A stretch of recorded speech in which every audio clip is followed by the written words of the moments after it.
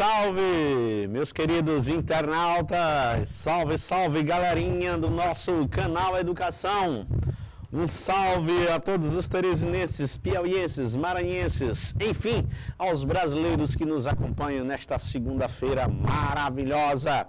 Professor Francisco Rufino aí na tua timeline para mais uma aula de redação. Escuta, galera, que satisfação tremenda e ao mesmo tempo uma grande responsabilidade, hein? Ter que abrir os trabalhos aqui em plena segunda-feira, no primeiro dia útil da semana e do mês. Hoje, 1º de agosto de 2022. Galera, é uma alegria, é uma satisfação depois de 15 dias aí de descanso merecidos, tanto para mim como para vocês, para nós professores. Precisamos dessa parada, dessa desacelerada. E vocês, alguns continuaram aí na pegada dos estudos, na preparação para o Enem, para concurso público, ou mesmo colocando as matérias em dias que estavam em atraso por algum motivo. Eu passei aí o mês inteiro, não é? Um mês não, 15 dias, descansando, viajei bastante, não é? Minha família, fomos para muitos lugares. E vocês, o que fizeram nas férias? Jaqueline Lima já entrou aí, dando um bom dia para nós. Né? Nosso amigo diretor vai ver aí quais são as cidades que já estão plugadas na gente. William Rodrigues Coelho, bom dia, querido. Galerinha tá entrando aí devagarzinho aos poucos, isso é bom. A aula vai ficando mais interativa.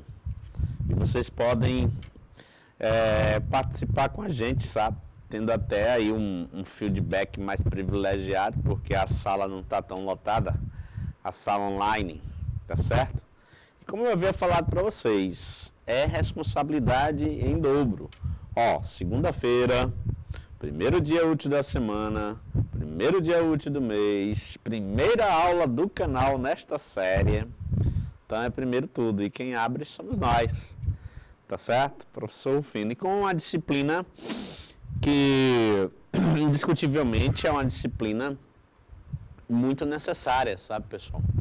Ao mesmo tempo, para muitos, uma complicação ainda. Mas vocês sabem que todo processo de conhecimento é um processo, como já diz o nome, processo. Você vai, aos poucos, tendo maior domínio da situação, da disciplina, a partir do treino, a partir da prática. Quanto mais você vê aquela disciplina, quanto mais você revisa aquela disciplina, mais você vai tendo domínio dela. Parece que estamos aí ao vivo em Fartura do Piauí. Que nome bonito, Fartura. Quem é que não gosta, né, de fartura? Muito bom dia a vocês que estão aí nos acompanhando pelo Kit IPTV, canal Seduc, tá certo? Um sistema via satélite que leva aulas para o nosso Piauí. E hoje nós vamos falar das relações dialógicas que os textos têm. Relações dialógicas, discurso e texto, texto e discurso, não é? Eles são as mesmas coisas, professor Rufino? Nem sempre. Mas é claro que eles se complementam, é claro que eles se intercruzam, é claro que eles se intercomunicam, é claro que eles interdiscussam, é claro que eles interdialogam. Olha aí. Beleza, professor? E Jaqueline, aproveitei demais as férias. Tu imagina, eu fiz uma turnê pelas praias do Maranhão, Piauí e Ceará. Aproveitei demais, foi uma semana. Saí sábado, no 23, só voltei no 30. 7 dias, não é? Começando ali por Tutóia, Barreirinhas, praias bonitas do Maranhão, depois voltando aí para Luiz Correia, Barra Grande, Camusim, encerrando o Sítio do Bosco. Muito bom. Deu para dar uma passeada legal, né? Demais, aproveitei muito. Como nós estávamos falando, né? Os textos, eles dialogam, eles se comunicam. Vocês já ouviram falar, já ouviram não? Já se pegaram a pensar na palavra diálogo, ou então dialógico, não é? Relações dialógicas. Logos, do grego, é falar, conversar, estudar. E dia, também, dia é através do dia martirel, né? É uma expressão até grega, diâmetro, né? Esse prefixo dia traz a ideia de através. Então, através do discurso, através da palavra. Então, o diálogo é isso. É a nossa comunicação, o nosso entendimento por meio de. O prefixo de significa por meio de.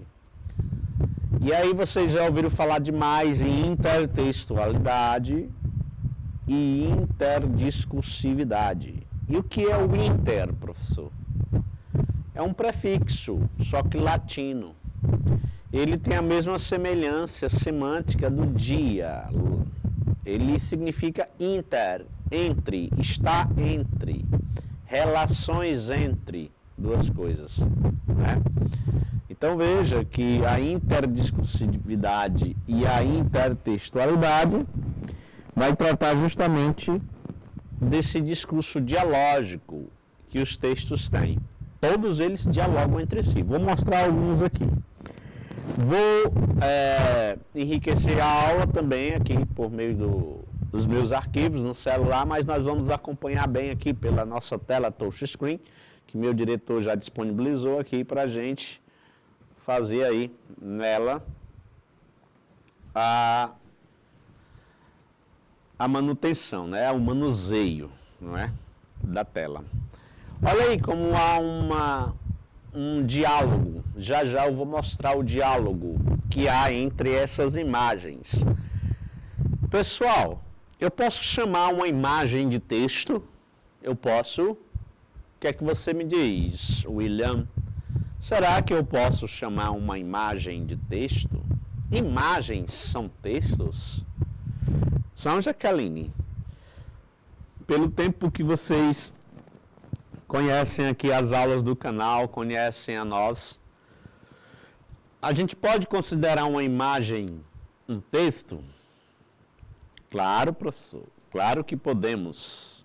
Uma imagem é um texto, só que textos não verbais, não é mesmo, pessoal?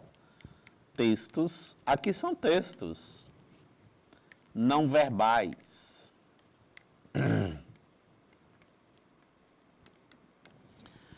São dois textos aí. São dois novos textos, duas novas imagens. Mas será que essa imagem ela surgiu da mente humana, movida somente pela ideia que ele teve original desta imagem?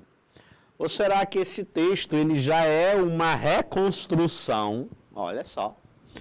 Será que esse primeiro texto aqui do Bart Simpson, será que esse texto aqui em que o Bart Simpson grita, não é, desesperadamente, e atrás vem sua família?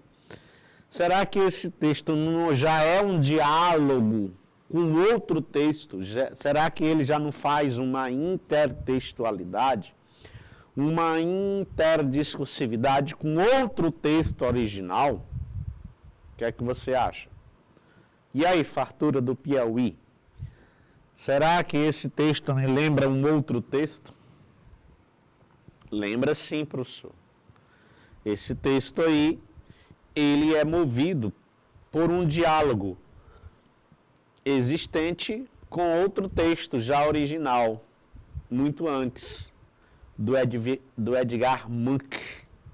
Alguém já ouviu falar na obra do expressionismo que marca a angústia do homem na passagem do século XIX para o XX?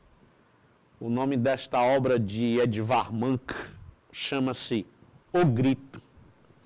Então, quem fez esse texto aqui, fez movido por esse diálogo.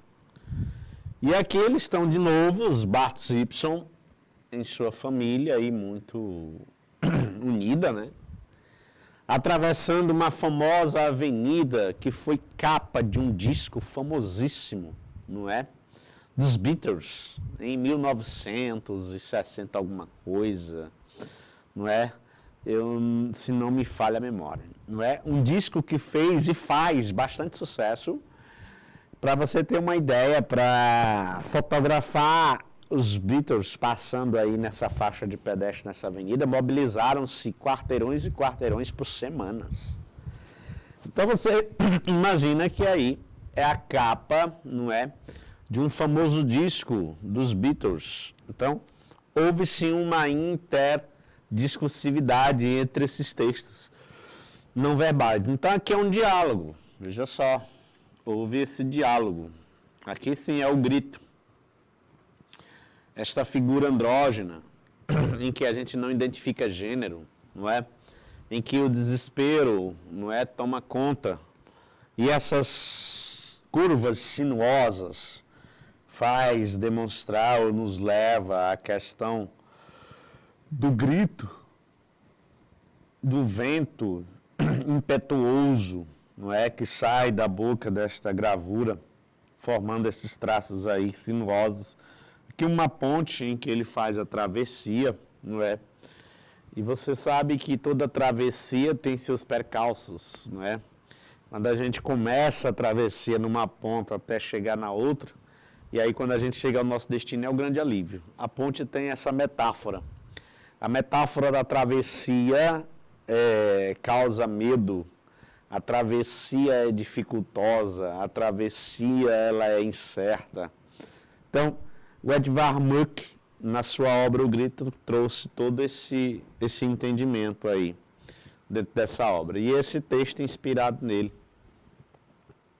Aí está aqui a capa original, não é? Deste álbum que foi famoso demais, ainda hoje é. Desses 4 cidadãos que compõem a banda Os Beatles, não é?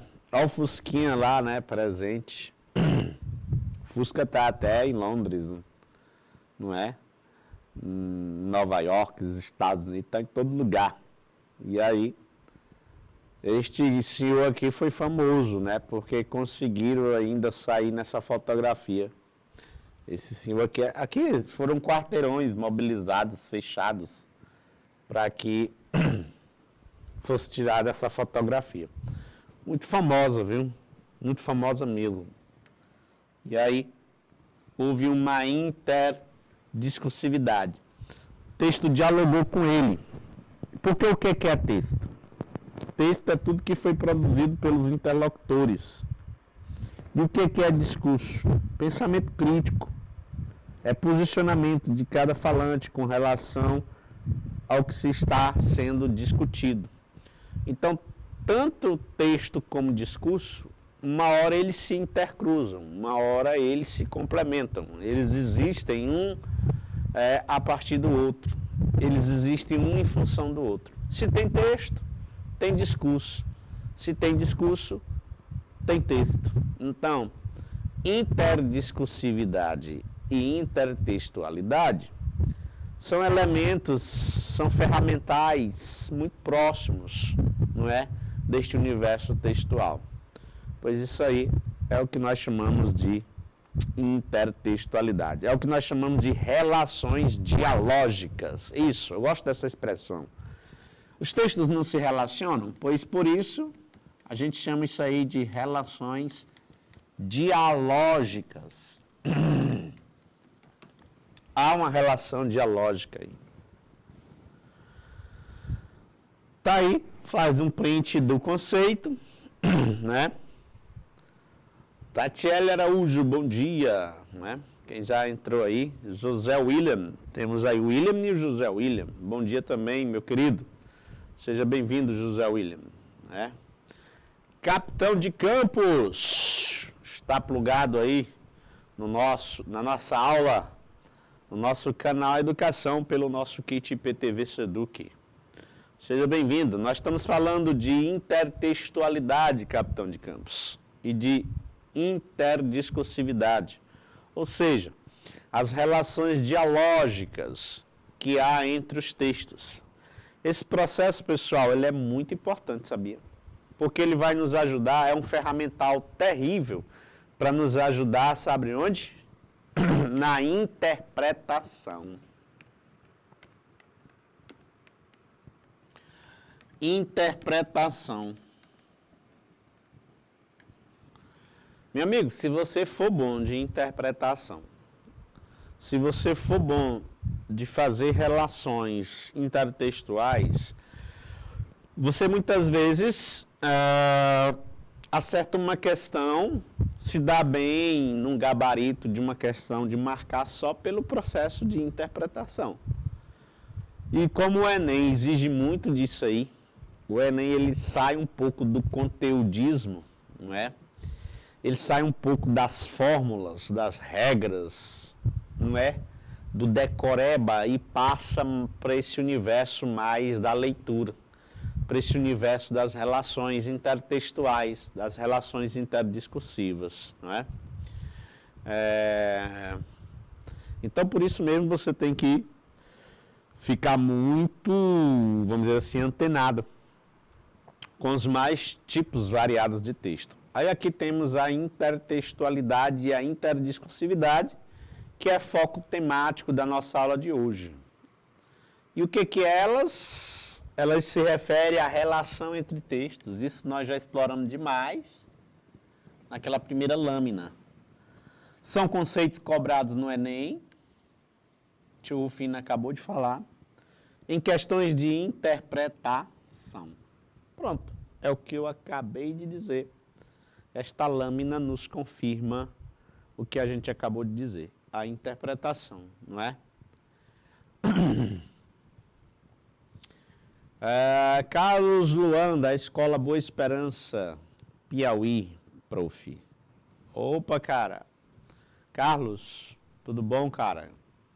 Seja bem-vindo aí à nossa aula de hoje, não é? Olha só que responsabilidade é a minha e a de vocês que estão aí no chat a colaborar com a aula. Ó. Primeiro dia útil da semana, primeiro dia do mês, tá? Primeiro dia de aula pós-férias, pós-recesso. Então, muito legal. A intertextualidade está associada ao diálogo entre textos, por isso a gente falou lá das expressões relações dialógicas, assim muitas vezes um texto retoma outros. Mostrei isso na íntegra, mostrando o quadro O Grito de Edvard Munch e aquele grito do Bart Simpson, não é? Naquela gravura que nasce desse discurso. Essa relação pode estar explicitada com a indicação da fonte, do contrário, o autor do texto conta apenas com o conhecimento de mundo do receptor, que foi aqui, né? Eu não citei fonte nenhuma, ó. Não há fonte nenhuma, não disse nada, apenas mostrei a imagem. Agora, se você conseguir e ser um bom leitor e já previamente ter conhecido o quadro O Grito, você ia fazer a relação correta da intertextualidade aí. Então, aí sim ia ser o que nós estamos dizendo aqui. Contar com conhecimento apenas do receptor, do mundo, conhecimento de mundo do receptor. E muitas vezes, pessoal, a exigência vai ser essa, viu?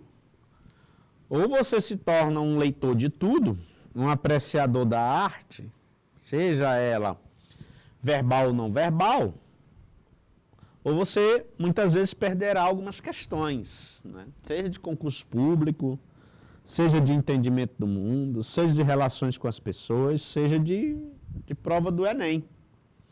Porque muitas vezes vai contar com conhecimento de mundo.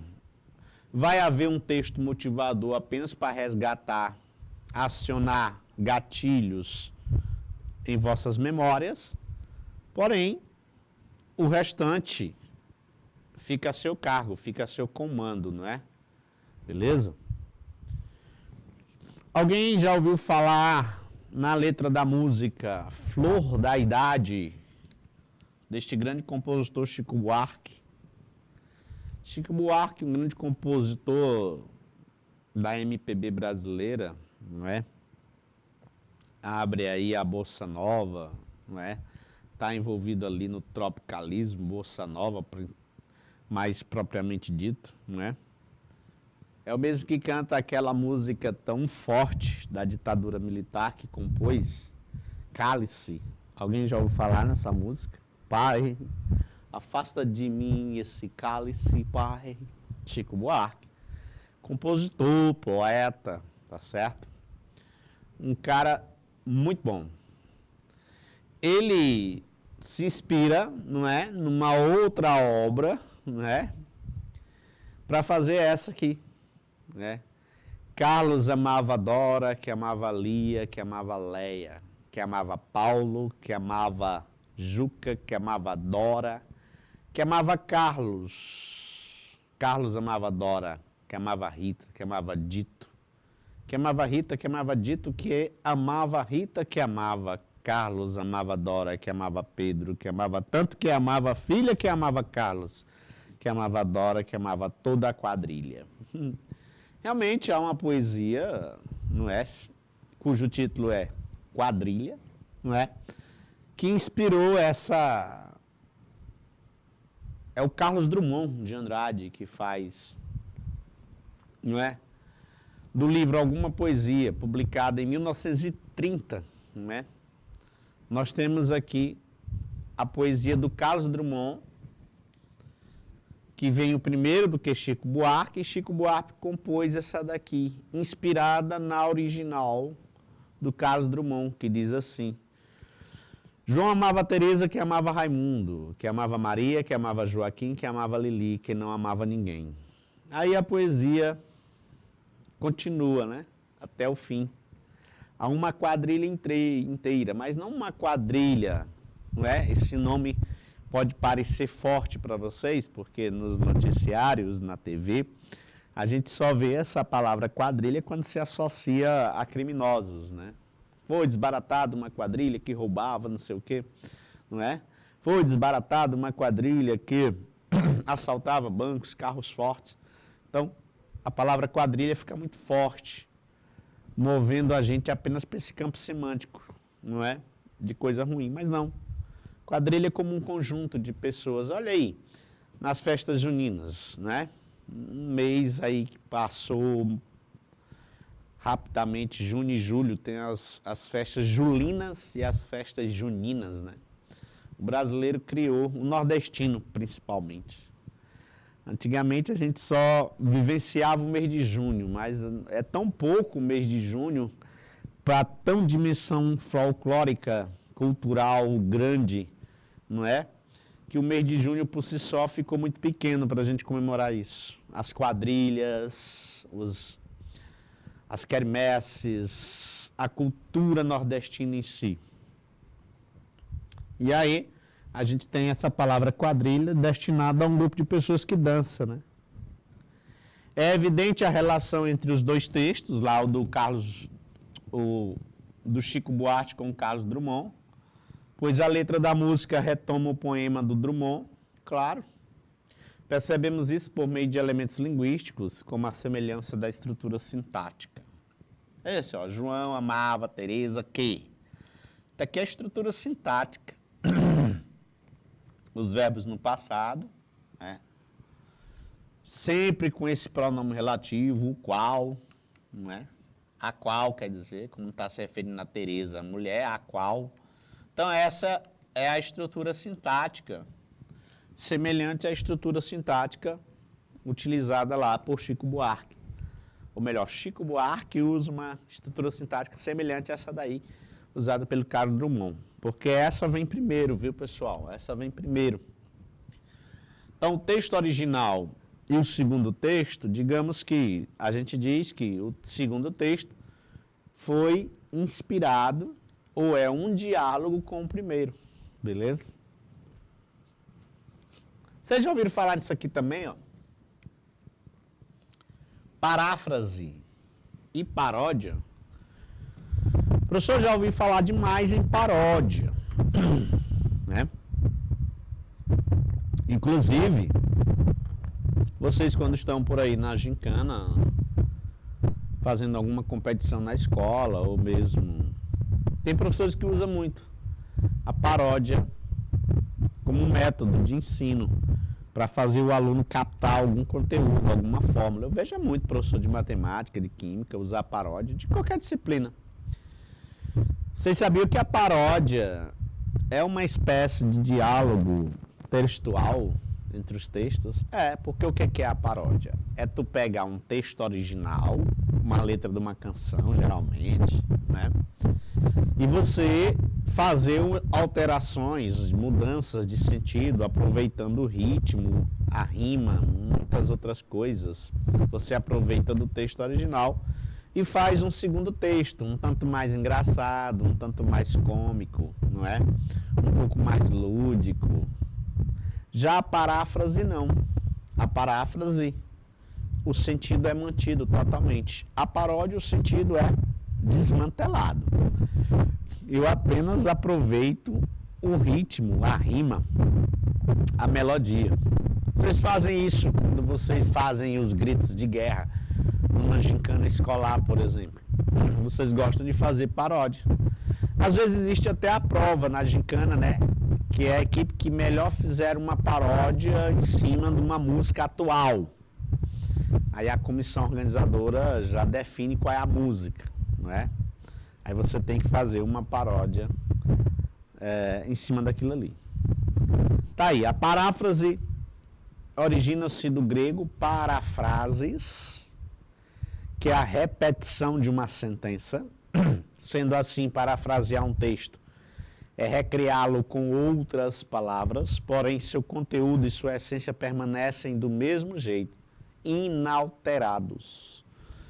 Então a paráfrase, ela não permite mudar o sentido. Então eu me reporto a um texto, criando outro, sem mudar o sentido. Acontece muito com os jargões, os ditados populares, as frases idiomáticas, frases de efeito. Como assim, professor? Um exemplo. Água mole em pedra dura, tanto bate até que fura. Quando eu faço uma interpretação dessa expressão, não é popular, quando eu faço uma explicação, quando eu digo, sejamos persistentes, lutemos até o fim, sem desistir nunca, que um dia conseguiremos. Pronto. Eu fiz uma paráfrase, não é? Eu mudei totalmente o sentido da expressão água mole em pedra dura, tanto bate até que fura, para uma interpretação mais aproximada da realidade, do que ela quer dizer. Ah, professor, então a paráfrase nasce do entendimento que a gente tem, com outras palavras, daquele texto original, daquela frase de efeito. Exatamente, isso é a paráfrase. Já a paródia não. Ela modifica, né? Ela destrói, desmantela o sentido do texto original. Ela pouco se importa com o campo semântico do texto original. Está aí o conceito. É um processo intertextual caracterizado pela subversão, né? Subverter. O que é subverter? É mudar totalmente, né? É fazer o contrário. Ela coloca uma pitada de crítica, de ironia em relação ao texto parodiado. É, portanto, antitética, já que se opõe ideologicamente ao texto imitado, dando-lhe outro sentido, como podemos ver no poema Canção do Exílio, de Murilo Mendes. Exatamente isso. Às vezes, pessoal, né? Há até cantigas antigas que se dá uma nova roupagem, né? Eu estou tentando lembrar aqui, não é? Daquela música antiga, atirei o pau no gato, mas o gato não morreu, reu. Não tinha essa música? Recentemente eu vi uma versão parodiada dela de um jeito mais, vamos dizer assim, politicamente correto. Ao invés de dizer atirei o pau no gato, não é atirar o pau no gato, sim, mas sim ter dito outra coisa, como, sei lá, fiz carinho no gato, ou cuidei do gato, protegi o gato, não é? Ao invés de dizer atirei o pau no gato, né? Porque atirar o pau no gato é uma violência. Então vocês me entendem? Há uma maneira até de subverter canções antigas que porventura traz uma ideia, vamos dizer assim, não tão legal para os tempos de hoje, e a gente pode parodiar, trazendo aí uma expressão mais politicamente correta. É uma das maneiras distantes que eu estou a dizer como é essa subversão. Então, a subversão é mudar totalmente, e ao mesmo tempo a paródia pode ser até um protesto, não é? Que se faz a melodia não, mas sim a letra do texto anterior, beleza? Tá aí. Ela se opõe ideologicamente, como diz o conceito. Uma imposição ideológica. Um antitetismo ideológico, por eu não concordar com a letra anterior, eu faço uma versão mais aprimorada. É um dos objetivos. Mas é claro que a paródia mais comum conhecida por vocês é apenas aproveitar mesmo a melodia, o ritmo e acrescentar palavras do campo semântico adequado àquela ideia. Se você vai fazer uma paródia, não é? Para trazer para o campo semântico das redes sociais, então você vai usar expressões atuais que envolvem redes sociais, né? Se você vai fazer uma paródia como forma de ser apenas um grito de guerra da sua equipe, então você vai escolher uma melodia, um ritmo e uma letra para cima, bem animada, bem agitada. E colocar expressões que vão favorecer sua equipe, não é isso? Depois de explorado bem isso aí, vamos avançar. Assim, vamos mostrar o exemplo, né? Tá aí, ó. Muitos de vocês já ouviram Legião Urbana, né? Conhecem, mesmo que após sua morte, Renato Russo, mas vocês conhecem as músicas, não é? O legado que esse compositor, esse cantor deixou, né? Aí ele tem uma música muito linda, chamada Monte Castelo, que ela é inspirada, não é, em um livro da Bíblia, né? Em uma passagem bíblica, que é Coríntios. Lá está escrito, ainda que eu falasse a língua dos homens e falasse a língua dos anjos, sem amor eu nada seria. É só o amor que conhece o que é a verdade. O amor é bom, não quer o mal, não sente inveja ou se envaidece. O amor é fogo que arde sem se ver. É ferida que dói e não se sente. É um contentamento descontente. É dor que desatina sem doer. Você pode entender que em 1 Coríntios 13, de 1 a 3, tem essas passagens utilizadas pelo próprio Renato Russo. Não é?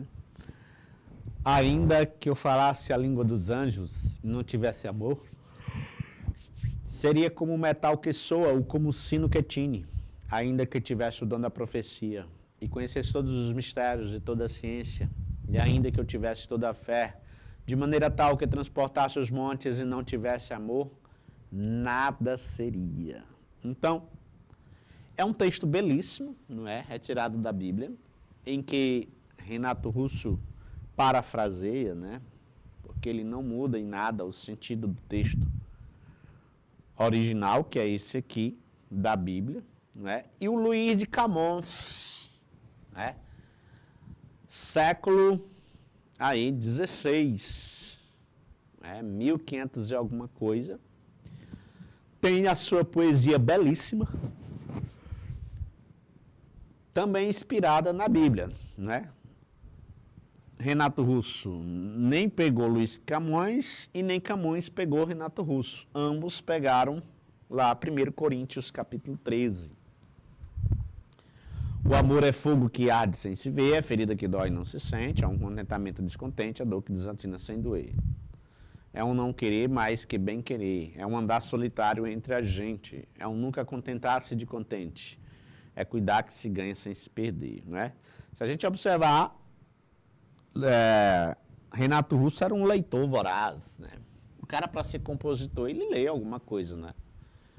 É claro que os compositores têm inspirações internas a partir de imagens da natureza, a partir de situações sociais do cotidiano. Mas, porém, entretanto, todavia, eu acredito que um bom compositor, ele também é um leitor, não é?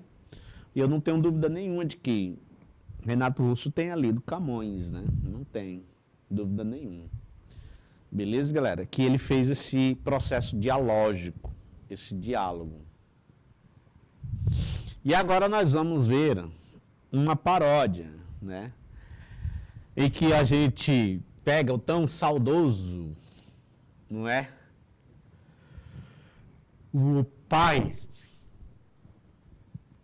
do romantismo no Brasil, primeira fase, com aquela poesia célebre que abre essa fase da literatura brasileira, Canção do Exílio, Minha Terra Tem Palmeiras, onde canta o sabiá, as aves que aqui gorjeiam não gorjeiam como lá, nosso céu tem mais estrelas, nossas várzeas têm mais flores, nossos bosques têm mais vida, nossa vida mais amores.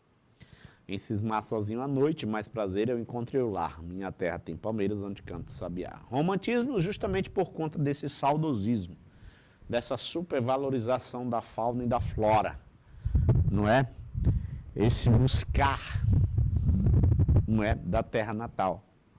E Murilo Mendes faz uma paródia, ele brinca, porque ele diz, minha terra tem macieiras da Califórnia, onde cantam gaturanos de Veneza. Os poetas da minha terra são pretos que vivem em torres de ametista. Os sargentos do exército são monistas, cubistas. Os filósofos são polacos vendendo a prestações. A gente não pode dormir com os aradores e os pernilongos. Os sururus em família têm por testemunha Gioconda. Eu morro sufocado em terra estrangeira. Nossas flores são mais bonitas, nossas frutas mais gostosas, mas custam 100.000 réis a dúzia. Ai, quem me dera chupar uma carambola de verdade e ouvir um sabiá com certidão de idade. Então veja que há por trás da música do Murilo Mendes todo um sarcasmo, uma crítica, uma ironia, não é? Uma espécie de protesto de que algo não está bom. É velado essa interpretação. Ele abandona totalmente o sentido daqui, por isso é uma paródia, porque ele abandona totalmente o sentido original aí da Canção do Exílio, que traz para a gente, no seu entendimento, o prior do saudosismo, da volta à terra natal, tá certo? Do amor à pátria. E aqui na Canção do Exílio a gente vê mais um protesto, uma crítica, não é? Social e de classes. Viram aí a diferença entre paráfrase e paródia na prática. E a gente também nessa aula tem frisado muito nessa expressão interdiscursividade. O discurso está relacionado sempre à intenção do enunciador, não é? Então, quando Gonçalves Dias faz esta Canção do Exílio, há um discurso de valorização da terra, né? De saudosismo, de enaltecimento.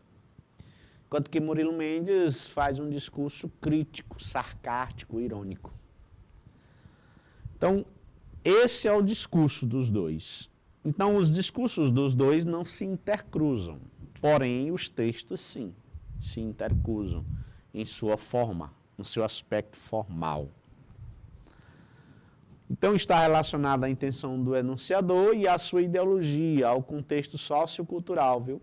Aí entra muitas outras questões em que estão inseridas. Nesse sentido, um discurso pode estar apenas reproduzindo outro. Portanto, a interdiscursividade é a relação ou diálogo entre discursos. Está aí. De forma que o texto é apenas um instrumento de manifestação do discurso. Por exemplo, o poema Canção do Exílio, de Gonçalves Dias, traz um discurso nacionalista. Estou dizendo? Nacionalista, amoroso, não é? Saudoso, pois defende a superioridade da nação brasileira em relação a outras nações. Então, o discurso dele é esse, já o do Murilo Mendes é diferente. Tá aí ele de novo, ó. Minha terra tem palmeiras, onde canto sabiá, as aves que aqui gorjeiam, não gorjeiam como lá. Nosso céu tem mais estrelas, nossas vases mais flores, nossos bosques têm mais vida, nossa vida mais amores. Ah, outra coisa que me lembrou aqui. Aqui, pessoal, inspirou também, fez intertextualidade, nesse caso, né, e não paródia, com quem? Com o hino nacional, né? Nacional brasileiro. Deixa eu apagar aquele N ali que foi parecendo um M. Então, pessoal, exatamente, perceberam isso não, galera? Que aí há trechos do hino nacional BR, existe aí, né, ainda essa questão para você ver. Porque o que é um hino, né? Se não uma valorização à bandeira, um amor à pátria, né? Há muita gente que canta o hino de mão no peito e chorando, né? Nós vamos ver isso demais em novembro, quando as seleções do mundo inteiro, não é, estiverem ali perfiladas para entoar seus cantos, né? E nós vamos lá, como um bom torcedor que somos, amantes do futebol, na Copa do Mundo, não é? Cantar junto do Brasil. Muitos em casa ficam até em pé, né? Levantam-se, põem a mão no peito em sentido de respeito. Embrulham-se com as bandeiras, com a bandeira do Brasil. Então aqui também há um discurso que se relaciona aí com o hino nacional. Olha aí, hino nacional brasileiro. Vejamos. Do que a terra mais garrida, teus risonhos, lindos campos têm mais flores, nossos bosques têm mais vida, nossa vida no teu seio mais amores. Terra adorada, entre outras mil, és tu Brasil, ó pátria amada, dos filhos deste solo és mãe gentil, pátria amada Brasil. Então está aqui o trecho em que nós tiramos, né, em que os compositores do hino nacional brasileiro faz essa relação interdiscursiva e intertextual com Canção do Exílio, de Gonçalves Dias. Está aí. Perceba que nele há uma retomada linguisticamente explícita do poema romântico do Gonçalves, que configura um processo intertextual, mas também a interdiscursividade, já que o hino dialoga com o discurso nacionalista do poema. Então, quando os discursos se intercruzam, pessoal, quando os discursos se complementam e não se autocriticam e nem se auto-anulam, aí nós temos interdiscursividade. Está percebendo? Agora, quando os discursos nem sequer se intercruzam, nem sequer se aproximam, ou se ideologicamente eles se eliminam, se contradizem, aí nós não temos interdiscursividade, e sim somente intertextualidade. Veja que nessa aula ela é rica por isso, porque ela amplia nossos horizontes para o processo de leitura e ela faz com que a gente entenda que os textos eles se relacionam, né, pessoal? E aí, quem está afim de, na empolgação que está esse pugilista, a gente fazer aí uma breve prática, não é? Vamos ver aqui. Outro grande poema, não é? Desse grande poeta, Carlos Drummond. Que beleza, Montes Claros! Como cresceu Montes Claros! Quanta indústria em Montes Claros! Montes Claros cresceu tanto, ficou urbe tão notória, prima rica do Rio de Janeiro, que já tem 5 favelas, por enquanto, e mais promete. Rapaz, a gente pensa, né? O início do poema, a gente pensa que o cara vai fazer uma espécie de ufanismo, de elogio a Montes Claros, que acredito que seja uma cidade mineira, que Carlos Drummond era mineiro, não é? Que beleza, Montes Claros! Como cresceu Montes Claros! Aí, ó, tá elogio, né? Quanta indústria em Montes Claros! Aí a gente já fica assim, indústria, capitalismo, nem sempre é desenvolvimento, pode ser também o marco da segregação e da má distribuição de renda, da divisão de classe, do proletariado sofrido. Montes Claros cresceu tanto, ficou Urubi tão notória, prima rica do Rio de Janeiro, que já tem 5 favelas. Falar em Rio de Janeiro e São Paulo e não falar em favelas, né? Parece que o modelo de favelismo, de favelação, de faveleridade, eu estou criando neologismo, viu, pessoal? Tem Rio de Janeiro como palco, né?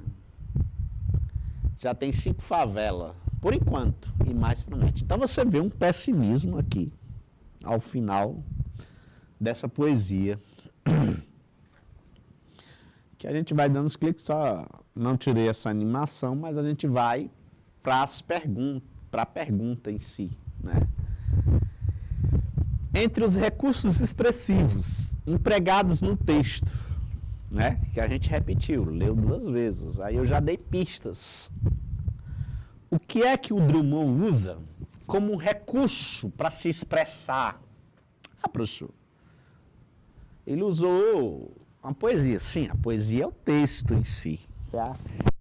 Mas dentro da poesia há um recurso.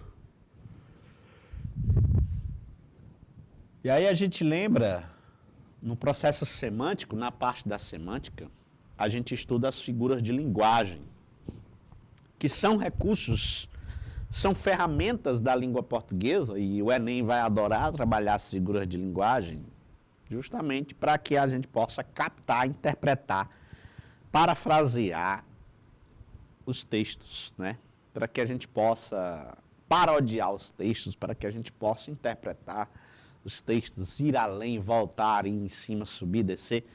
É assim que a gente faz no processo de leitura de entendimento semântico dos textos. E as figuras de linguagem são recursos expressivos e de uma riqueza tremenda nesse processo. Pergunto, o que é que o Drummond usou como recurso para destacar o finalzinho ali do texto? Essa resposta ela está por aqui, ó, no finalzinho do texto. Ele usou um recurso. Vamos aos itens que vocês vão descobrir a resposta. Metalinguagem, que consiste em fazer a linguagem referir-se à própria linguagem. Metalinguagem é isso. Eu usar a linguagem para se referir a ela própria. Não há ali nos versos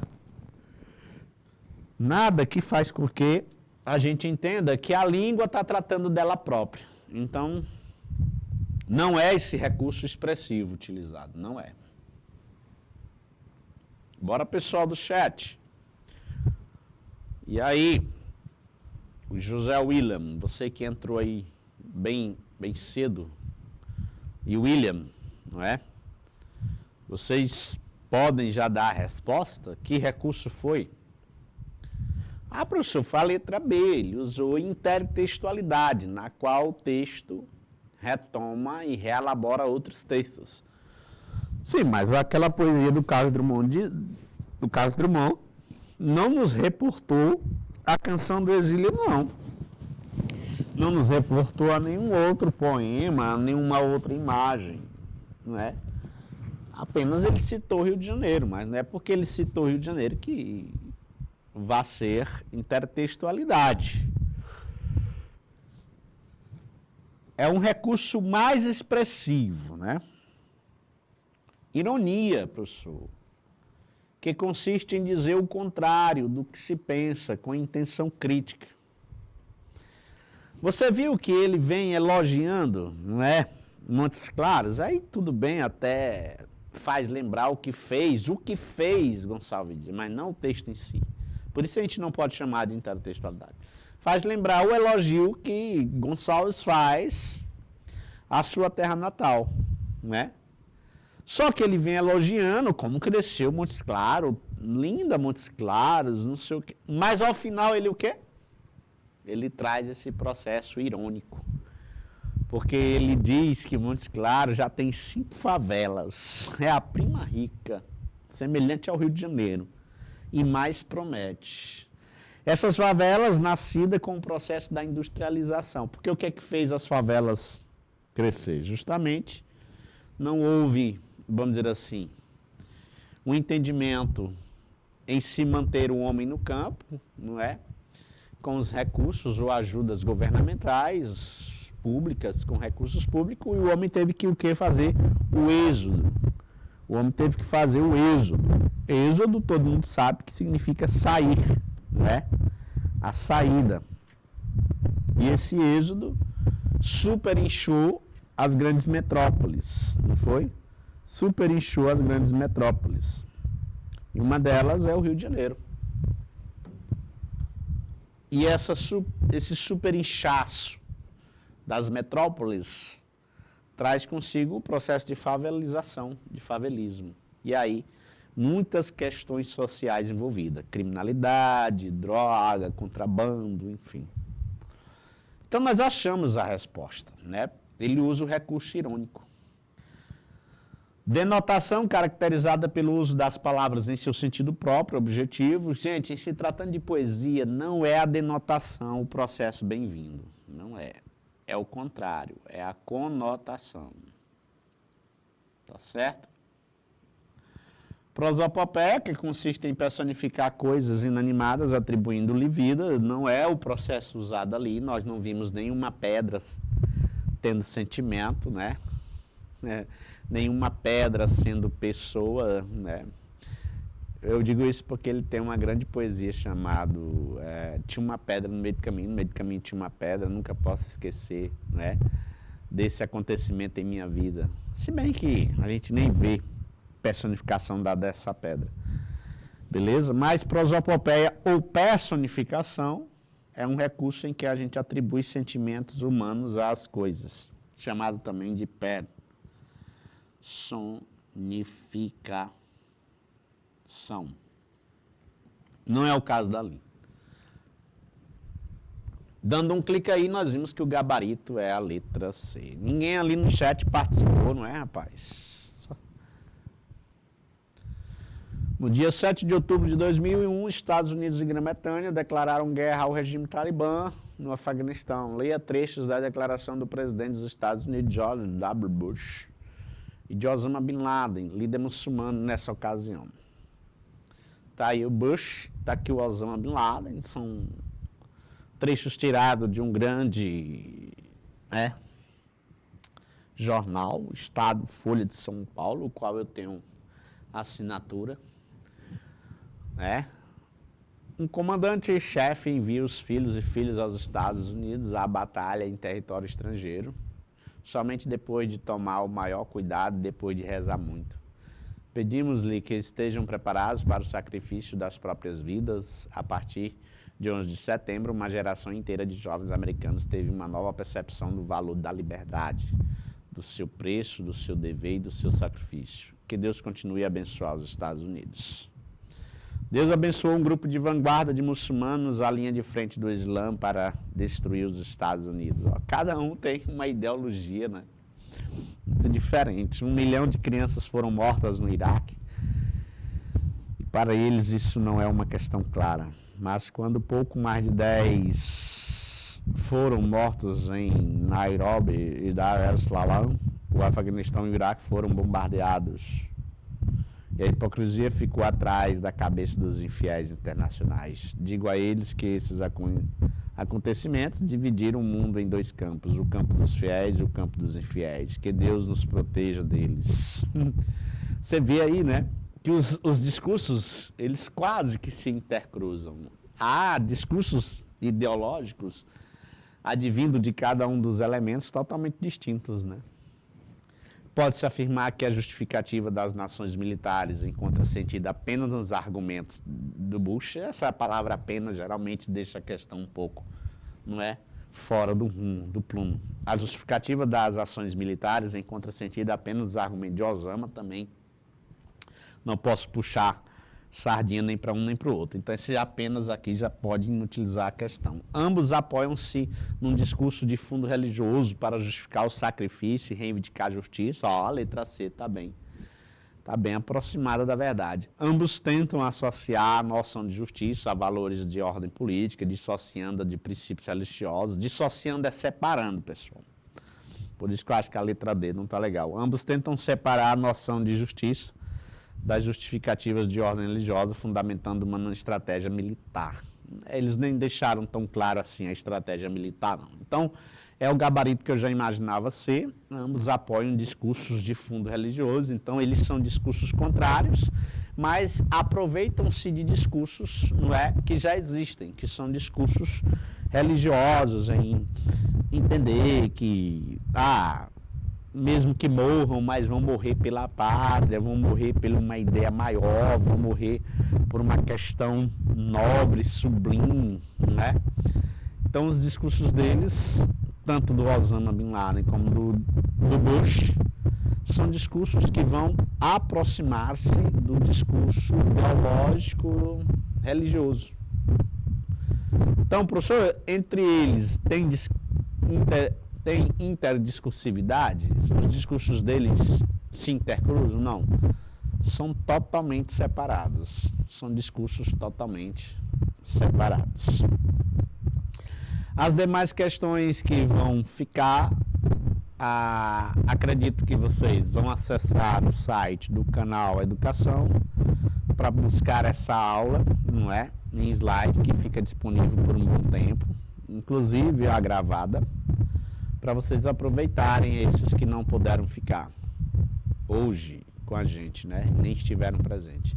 Aos que estão aí no chat e aos que estão me acompanhando pelo Kit IPTV Seduc, quero desejar uma semana repleta de grandes conquistas, que Deus abençoe a todos e feliz segunda-feira, feliz retorno, feliz família, feliz estudo, feliz tudo.